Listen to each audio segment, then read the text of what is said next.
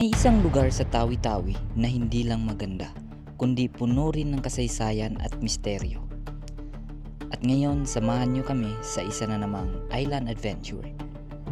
Pero bago ang adventure, dumaan muna kami sa Batu-Batu Barter Trade na namili ng sariwang isda. Dito pa lang, ramdam mo na ang tunay na buhay isla. Hello guys, ngayon nandito tayo sa may Bulobok. So papasok tayo sa Bulobok Rock Shelter. Assalamualaikum. Pagdating sa destinasyon, nilinis namin ang isda. Simple lang, pero siguradong sariwa.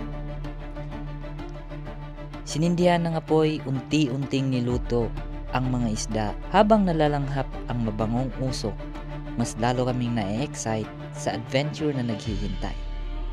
At ito na, ang Bulobok Cave. Pagpasok pa lang, ramdam mo na agad ang lamig ng hangin. Napapalibutan ng napakalaking batong apog at bawat sulok ay tila may kwentong gustong ikwento. Hindi lang itong isang kuweba, isa itong tahimik na saksi na napakahabang kasaysayan ng Tawi-Tawi. Pagkatapos, diretso kami sa dagat, sumisid, lumangoy at inikot ang napakagandang baybay.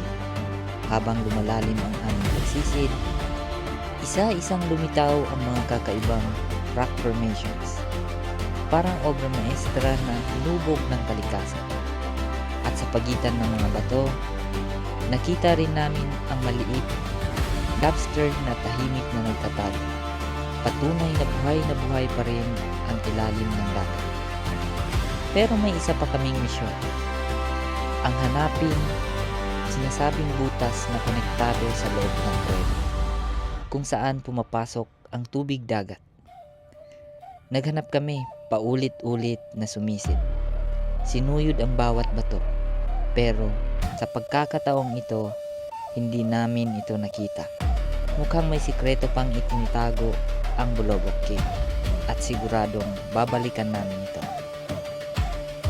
Hindi lahat ng adventure ay tungkol sa paghahanap ng sagot. Minsan, ang hindi mo pa natatagpuan ang dahilan para bumalik.